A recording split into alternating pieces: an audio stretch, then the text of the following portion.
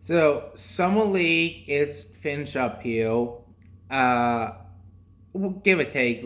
So this is recording on Saturday. The semis, the finish up games going on, and then championship will be technically tomorrow. But all the top players, except for the ones going for the championship, are out. So my plan is for this video is to talk about each of the top 15 picks in this year's draft class and shout out to other rookies who are doing well at the very end, who I think have shown well. And just to let people know, you don't need to be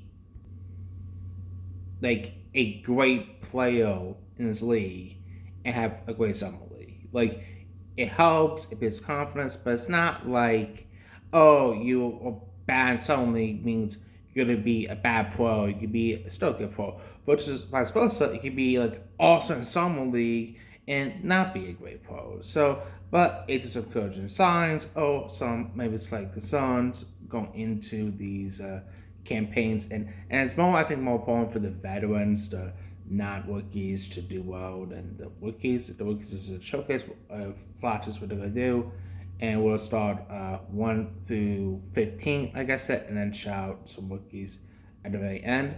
Starting with the number one pick, H. Demontis. Only playing 2 games, 25 points, 39.4 field goal percentage, 9.1 3 point percentage. So for people who didn't watch him, he was a heavy shot maker, diet, could score tough shots, really athletic, get to the rim, finish, score over for traffic. An inconsistent 3 point shot, but could get streaky from there. And I think it was like in the one game I watched very intently of him, it was like he was getting hit shots like oval. He just wasn't finishing with them. He wasn't connecting with them. So I am not discouraged or anything like that. I think he's gonna be. I think a lot of these guys are gonna be really good pros. I think he's gonna be a good pro, a really good pro still. You want to be a little more efficient and finish top. The 3 point shooting is really interesting because as we'll talk about another of one of the top picks, like the jump they made from college to Vegas. I was hoping to see more of a consistent 3 point shot, but he finished 85.7 for 4%, so that's a good side, and so there's that. Second pick was Dan Pearson, 20.7 points a game, 3 games, 30.8 field goal percentage, 23.1 3 point percentage. So he was really good one game, not so great the other two.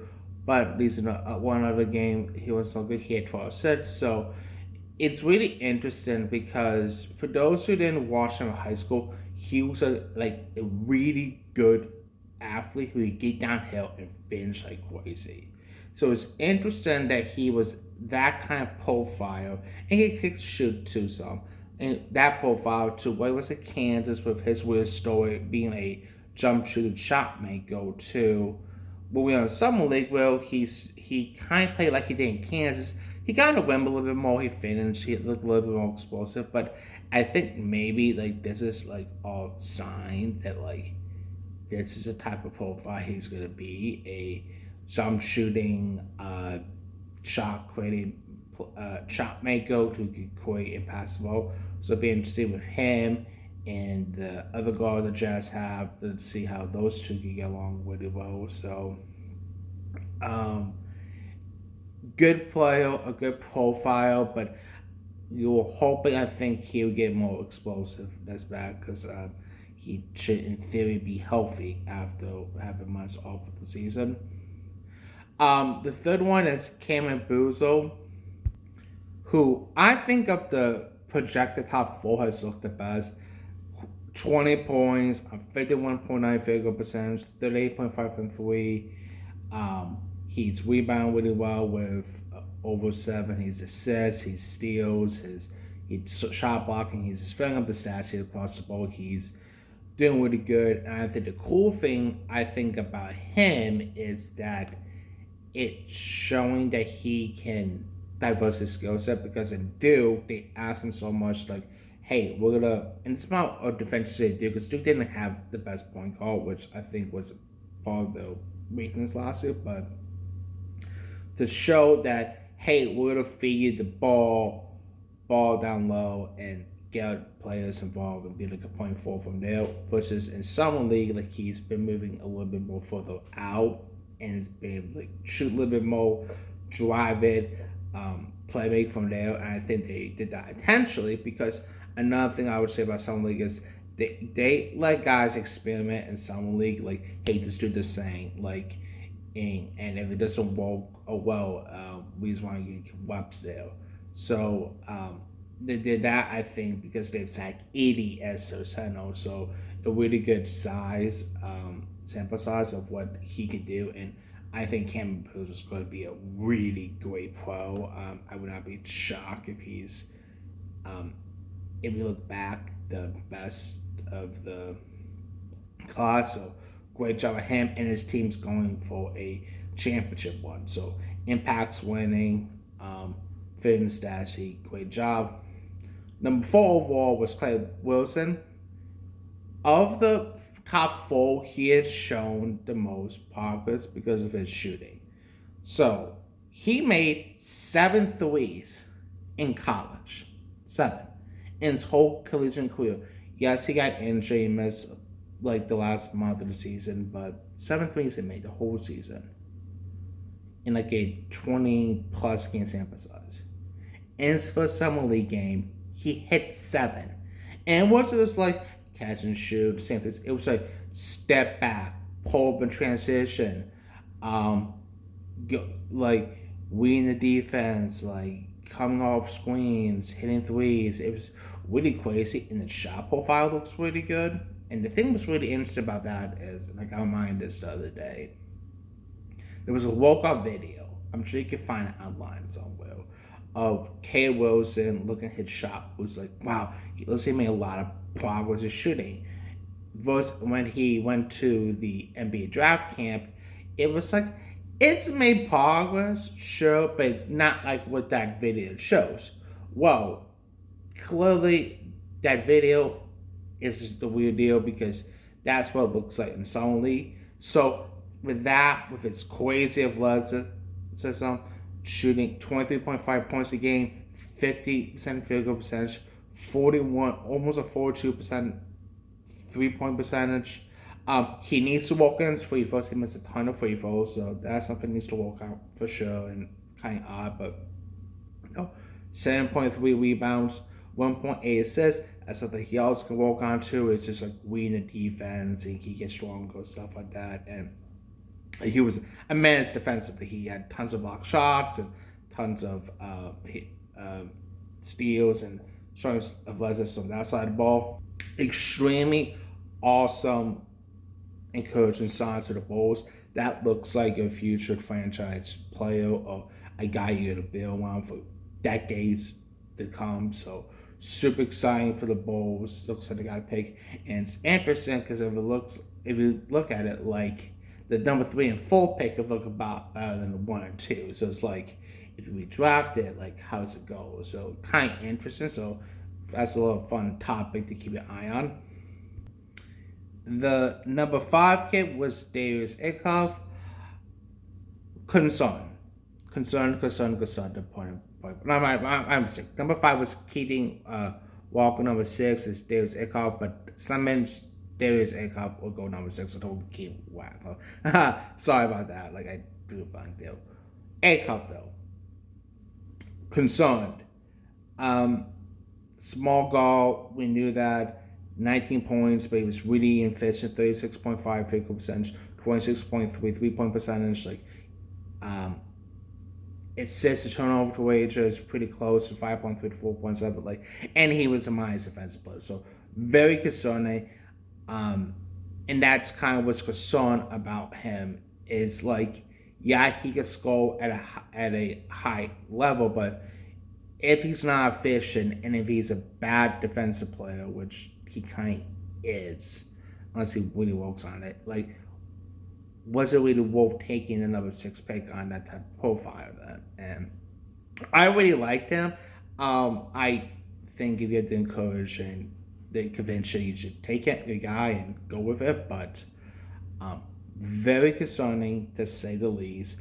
And I think it's something that they um, shouldn't panic about yet, but it's something to keep an eye on. And he's gonna get a ton of reps next year, so hopefully he can get better, just playing time and stuff like that. But uh, one of the bigger losers for Summer League, the number 5 pick, Wagner. Keith Wagner, 18 points a game, uh, and kind of filled up a little bit, but he again really struggled. 38.6 field goal percentage, 33.3 3 point percentage. Personally, I was not as high him as concessions. I think I had him in the late lottery range. Like I liked him, but I was enamored with him, like a lot of other people were, because he gave me a lot of Jared Culver vibes. Where, for those who don't remember, Jared Culver was this awesome, like big guard who could like score well and could play make games at Texas Tech games on the ball all the time. And he gets to the NBA, he can't do that stuff because he's not athletic and he can't shoot threes that well. So he just kind of struggled, and vice versa, got bounced out of the league. So I saw Wagner. At least Wagner was a really good shooter for Illinois, so he's got that in his back. But he's so much on ball, and unless you are super athletic or can really shoot it, or if you're like a Nikola Jokic, big man who can play make with good big size stuff like that, it's just really hard to be a primary ball handler if you can't do those things. And he's not athletic guy, most athletic guy in the world. And if he can't shoot it like he did in college, like what's he gonna look like? So it's kind of like I don't know. So no need to panic on say it's gonna be a bust yet, but like my concerns going into draft have so far proven to be pretty valid for him for being the number 5 pick. I'm sorry, see this time I'm. It's been a long couple of days here. Acup was the 7th pick, and I have like the order. Okay, so Acup was number 7. So all that says, but he was number 7. Number 6 was Mika Brown. He went to the Nets. So Mika Brown, it may was just kind of like Darius Acup, except he's not as athletic point guard. He did in some league where he finished with over 16.7 points a game, 39.5 field goal percentage, 33.3 3 point percentage. He did make all three for himself, but pretty efficient just across the bowl and not the greatest pass in the world. So like there was a debate between Brown versus Acup for that like number 1 like quote point guard spot, and it's like they both kind of struggle. So it's really interesting, and that'd be a kind of fun of the guard group in general. Like who's going to be the best guard of that whole group? And spoiler, it might be another guard, which we'll talk about later. But it's just interesting that he was really inefficient, and also kind of with some drama to the leave, or that kind of got overshadowed a little bit from Dan Pearson. So not great, but also not the worst in the world. So like he's gonna get a lot of rubs for the Nets this year, so it'll be a much better indicator what type of player he is. At the number 8 pick, it was Kingston Flemings. Kingston Flemings, um, a lot of red flags. She only played 2 games, to be fair, but 7 points, 6.5 assists, which is nice. He got 4 rebounds, which is nice. 3.5 turnovers isn't great, but 33.3% across the ball in your 3 point percentage and in your field goal percentage and free throws, not good at all. Someone I was trying to remember. Definitely, I think of those guys, I was probably the lowest on, and we'll talk about Brian Berry, who actually was of the guard group. I was the highest on Berry's going into the draft, and I think so far he's proven me pretty good there. But Fleming's just like really concerning, and he was like the offensive guard too, and hopefully he gets goal, but um, really deflating stats and kind of like oh boy, like we'll see. And like, but luckily if CJ McCollum, he can hopefully go long, sit and long. But with a pick that they got from the trade last year from New Orleans, where they traded away their um, first round pick, traded down to get um, whatever pick it was for. Yeah, I think it was for Asa Newell, and this pick was nice. I think it was for the so one pick out of the Bulls and my bowl. So, but not great sign, very discouraging. And a guy's not talk was hasn't I've been seeing talked about like not great. Number nine, Boas Johnson, who is a player that um I think people were surprised he went as high because like he wasn't necessarily highlighted as much as or as flashy stuff as say Marwa or Yax of the front court of Michigan. Um, but like anyone who watches Michigan, like I was telling this all season, I'm like Moaz Johnson, that guy is the pro. He is probably the best of them.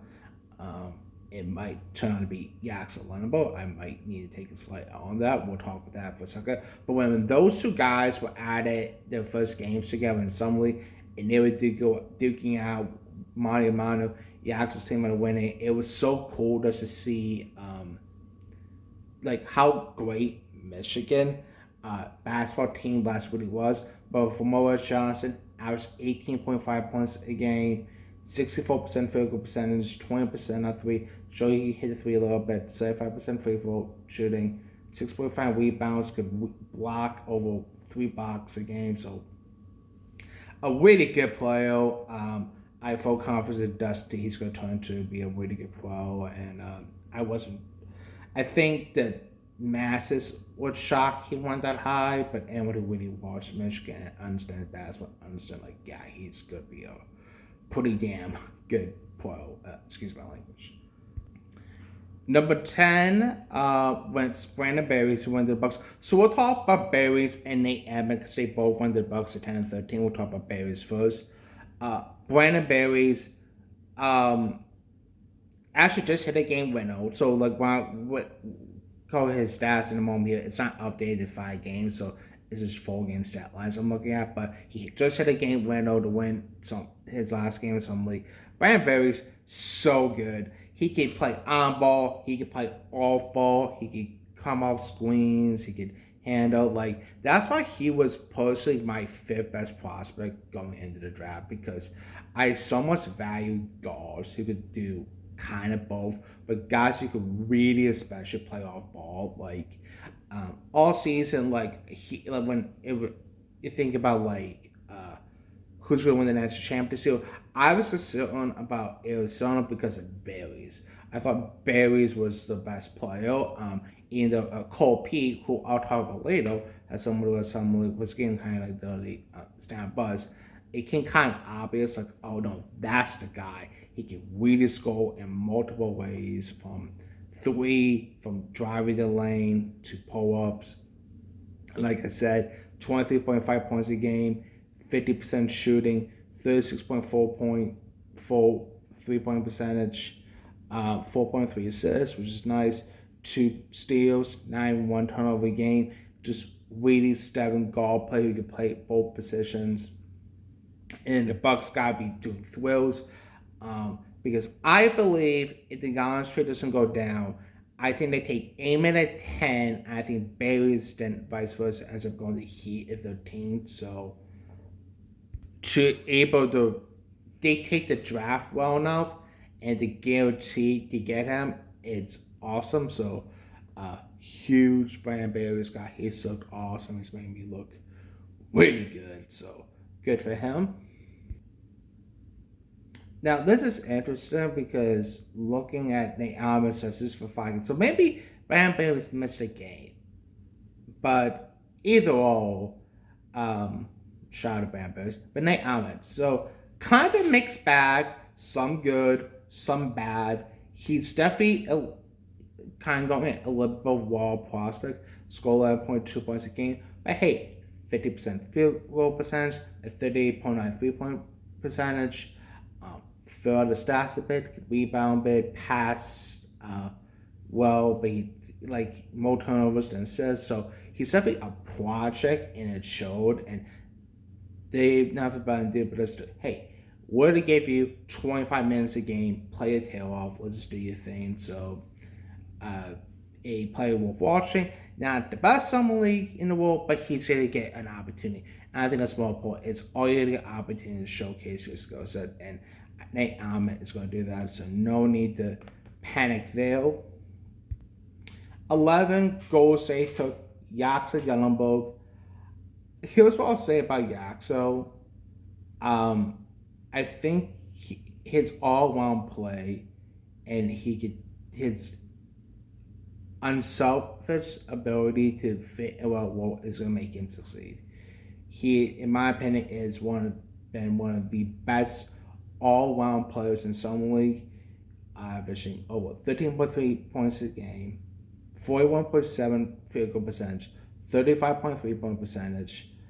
Uh, he's averaged 6.8 blocks on 4.8 assists to 2.3 turnovers, 1.55 steals, 0.5 blocks, and it's able to pick up defense, it's able to create and make shots and get heated if you need to, or play well on defense, even if you go back to when he went to California. Part of something like he has been overall been one of the better all around rookies, and I think he's going to help Golden State right away. So I don't know what's going on with this whole Draymond Green B thing. He just get over it. Yaxo's going to be really good. I think he's got a chance to be really good. And I think I underestimated like how much of a maybe of a generational, like true, like fifth year senior prospect is, because most guys are kind of finished or kind of close tap to their ceiling by the time they're college because they've been playing for so long.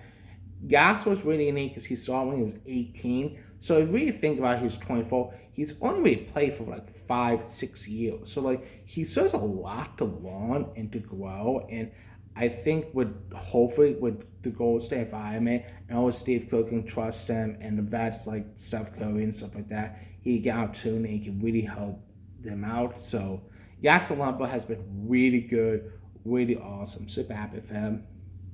Adal Mala went 12. So he has struggled, to put it nicely. I'm not afraid to admit that. But I also don't think like his skill set like fits Summer League. Because Summer League is all about like one-on-one ball, trying to score, showcase his skill set. Not a lot of ball movement and about like feeding the post and like let him do his thing. Like he's struggled, I admit it, and in 3 games, 8.7 points a game, 66.7 field goal percentage.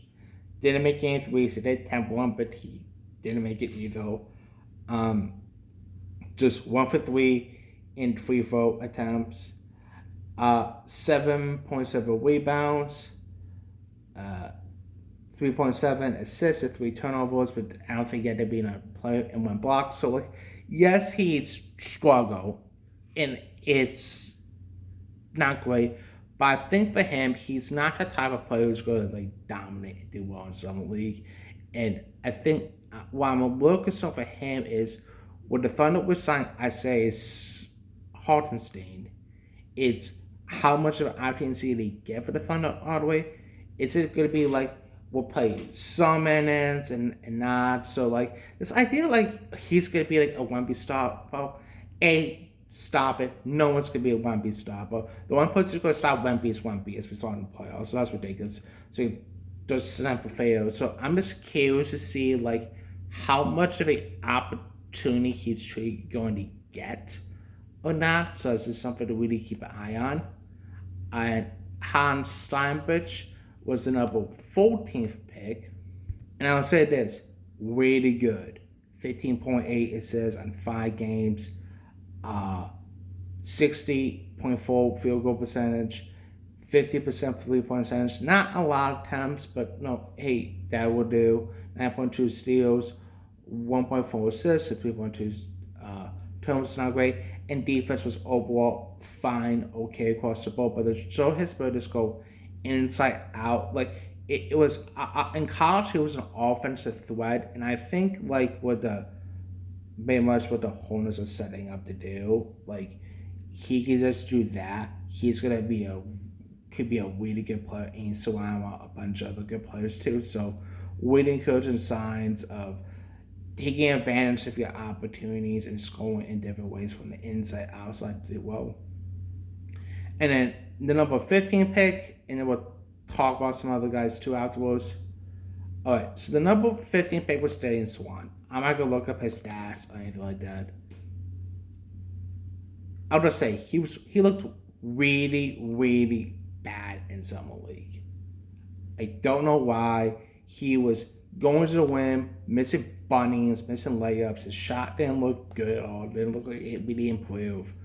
Um, it's concerning, but the beauty about the Bulls is he's gonna get an opportunity to do well and to get minutes and if not, hopefully he can play minutes in the G League as well. Like he needs men, he needs to put some confidence up. But it's interesting because like the Bulls had him and Essendon, which I'll talk about in a separate video. But like you know, two young guns who both struggle for very different reasons, and what I think the Bulls front office and the head coaching staff led by P.I. Espino are going to get Swan opportunities in minutes versus onside. uh, Unlike S&U, who might be in trouble for rotation opportunities, but it's interesting to see a player taken so high look borderline unplayable. So he is someone that hopefully has a huge chip on his shoulder. He can work hard and keep going to work because he needs it. And then last but not least, shout out to Malik Thomas, who was taken in the second round, killing Summer League so far. As of this record, leading the all Summer League players points per average 27.3 points a game, 43.8 3 point percentage, 50% field goal percentage, 3.8 assists, 2 steals. I could, so up full disclosure, I had him eighth in my big board. And, I didn't tell a lot of people. I told some people. And whenever I would bring up his name as a general conversation, I was so confused. Like, why is it like he's not high on people's big bowls, or why do not people think he's gonna be get drafted higher than I think he should? Um, and I understand like, oh, he just scored a lot in college. True, he scores crazy efficient. He's a great 3 point shooter. Because the back will remind me a lot of a version of Fox for Smuck. Opposite Thomas and Acuff are very different, but I was very confused by that, and I never really got like the best clear answer. But he's looked really good. He's been absolutely killing some leagues. So shout out to Malik Thomas and making me look good. So there's that. Then I'll give four last quick five. No, I'm saying five last quick shout outs here. Ryan Cornell, playing one summer league game, 19 points, 43% three field goal percentage, 25% for three. Can really score. Good for him. Brazil, Tayron Brazil, 45.5 field goal percentage, 4% with 4 from 3. Show some rim protection too, and rebounding at 8.3. Really good job for him. A guy too I like more than a lot of people did. A bigger Corey, who's with the Pistons, 18.6 points per game, um, 36.4 field goal percentage on 17.4 3 point percentage. So really efficient, big shoulder bit he can really score. So he needs to work on his efficiency if he wants to like really make sure he excels. Limit, fire on shoulder ability to go off in games. This needs to be efficient as 3 point shot, which he will. He was a great 3 point shooter in college, and 38.2 field goal percentage. So just gotta be more efficient, but nice shot for him. And last but not least, Cam McCall, 46.5 field, field goal percentage, 22.2 3 point percentage, at 18.3 points per game. So really good job for him for scoring, showing versatility in defense, create opportunities for himself. And yeah, those are just some of my standouts and thoughts of the top 15 and other thoughts on other rookie class for the summer league.